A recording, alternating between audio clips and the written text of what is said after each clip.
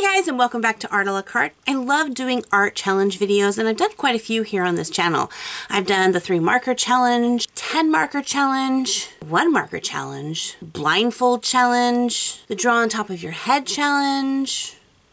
There's been a lot of challenges. When the people at SmartArt Box contacted me, they wanted to challenge me with one of their subscription boxes. Could I create something cool with the content inside?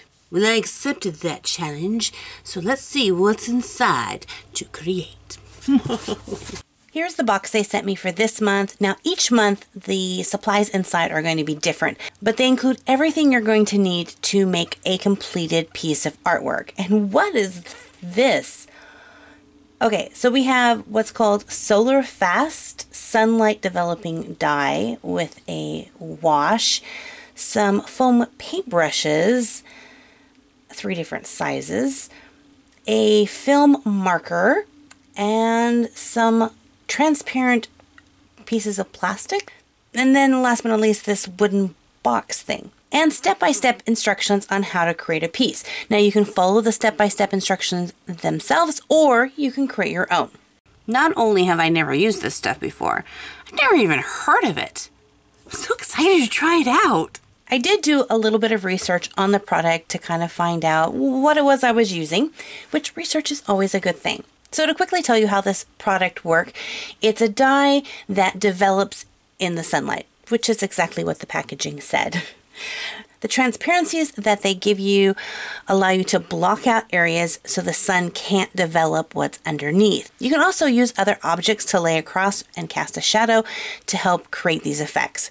There was a lot of different things that I could do with this art medium. I decided to go with a silhouette of a fairy. So instead of just going directly to the transparency and drawing the fairy out there, what I did was place down a piece of computer paper, kind of marked out the edges of how big the transparency was, and then created the piece there. That gave me a lot more freedom to be able to change the drawing around however I wanted it, and to fix any mistakes that I had.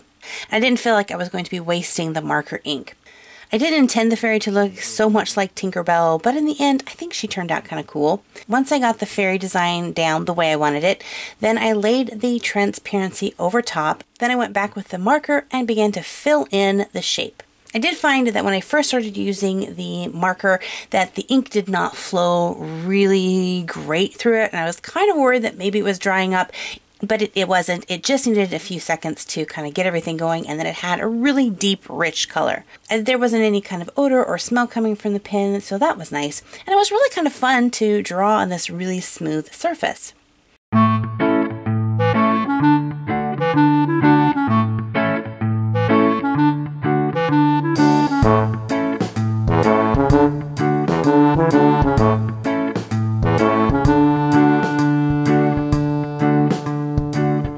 So something to keep in mind when creating your design for this is that everything that you create on the transparency that is going to be dark, when you put it on your painting, is actually going to be a lighter shade.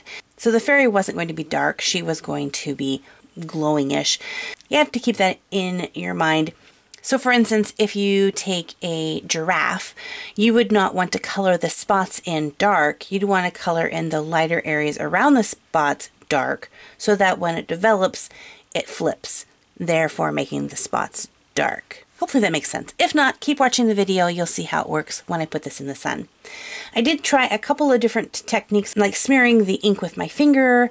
I found later on that for me didn't do anything. Any kind of smudged ink developed as if it was clear. Once I finished filling in that transparency, I did go back in with what looks like a light colored pencil. It was, but I actually used just the tip to scratch away some of the ink to allow some different areas of light to get in, and that actually worked really well. I decided that the fairy looked a little bit bland, so I went out and picked some different ferns and other foliage from my yard to place in around, and hopefully would create a cool shadow effect. Now, when you put the paint down, you don't have a lot of time to put your pieces around, so I did a quick test run first to see how everything fit, and then I went ahead and applied the paint. While doing research about the product, the one thing I did find that you want to make sure is not to apply the paint on too thick, which seems really weird because when you put it on there, it doesn't look like there's anything on the board, maybe just like a little bit wet, but you don't want it to have, you don't want it to be too thick of paint because then it's going to stick to things and parts are going to develop faster than others. Once the paint is evenly coated, then it's time to very quickly apply all the different elements that I want. So I began to put the little ferns and tree branches on exactly where I wanted them, and then quickly take it down to place outside in the sunshine.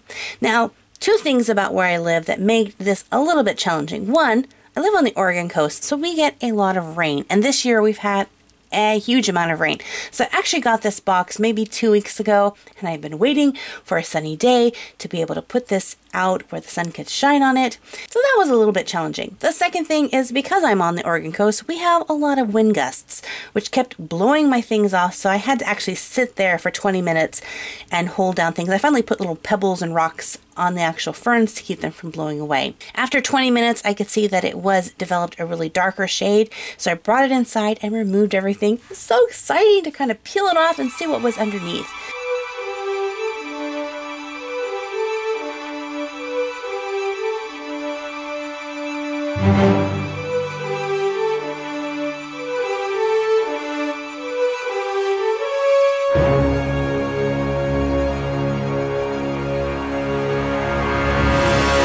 But don't spend too much time looking at it because you need to wash off the rest of the paint. Otherwise, it's going to continue to develop. To put it in super duper hot water and then use the special soap that they send along to kind of scrub away.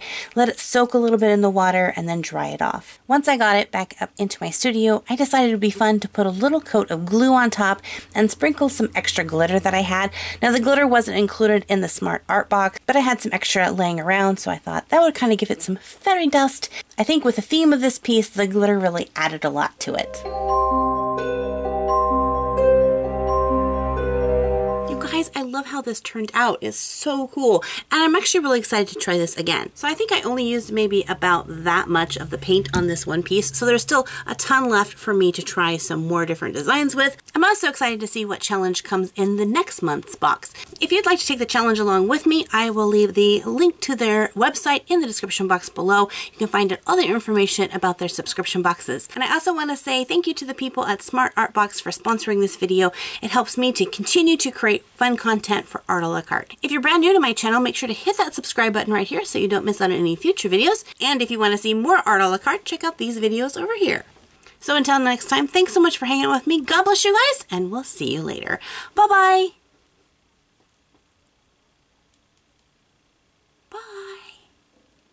Click the subscribe button. Go see that video.